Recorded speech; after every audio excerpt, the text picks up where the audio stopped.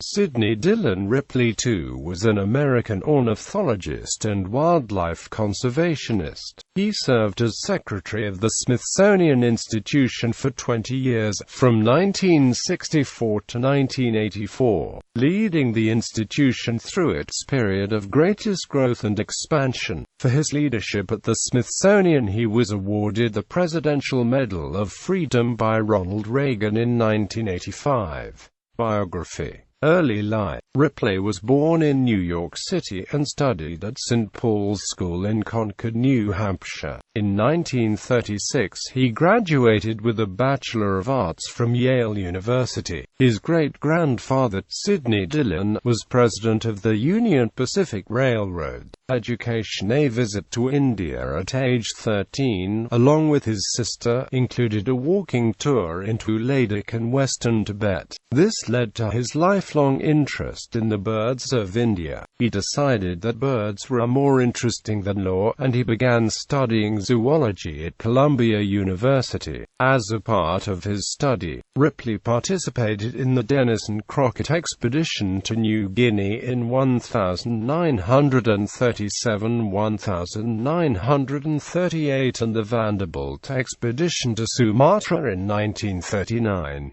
He later obtained a Ph.D. in zoology from Harvard University in 1943.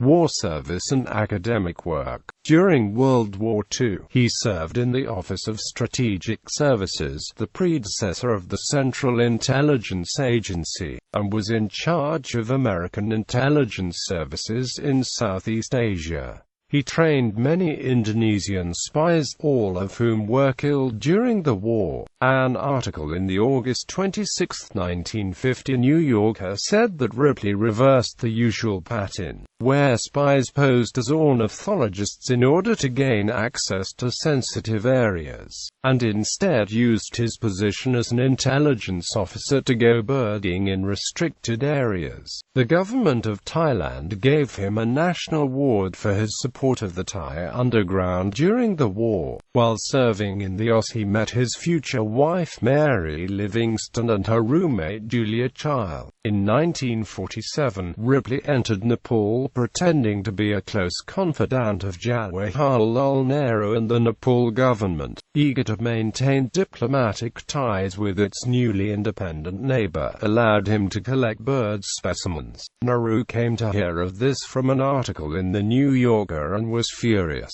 leading to a difficult time for his collaborator and co-author, Salim Ali. Salim Ali came to hear of Nehru's displeasure through Horace Alexander, and the matter was forgiven after some effort. The OSS past, however, led to a growing suspicion that American scientists working in India were CIA agents. David Challoner, a former Smithsonian administrator, noted that there were many CIA agents in India, with some posing as scientists. He noted that the Smithsonian sent a scholar to India for anthropological research who, unknown to them, was interviewing Tibetan refugees from Chinese-occupied Tibet, but went on to say that there was no evidence that Ripley worked for the CIA after he left the OSS in 1945. He joined the American Ornithologists Union in 1938, became an elective member in 1942, and a fellow in 1951.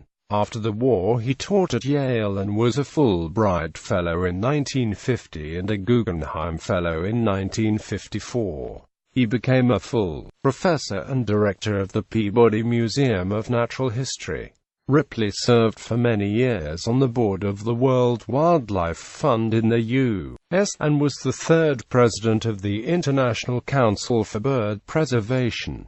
Smithsonian Institution. He served as secretary of the Smithsonian Institution from 1964 to 1984. He set out to reinvigorate and expand the Smithsonian, building new museums, including the Anacostia Neighborhood Museum, now the Anacostia Community Museum, Cooper Hewitt National Design Museum, Hirshhorn Museum and Sculpture Garden, Renwick Gallery, National Air and Space Museum, National Museum of African Art, Unidentified. Hauptgarten, the underground quadrangle complex known as the S. Dillon Ripley Center, and the Arthur M. Sackler Gallery. In 1967, he helped found the Smithsonian Folklife Festival, and in 1970, he helped found Smithsonian Magazine. He believed that 75% to 80% of then-living animal species would become extinct in the next 25 years.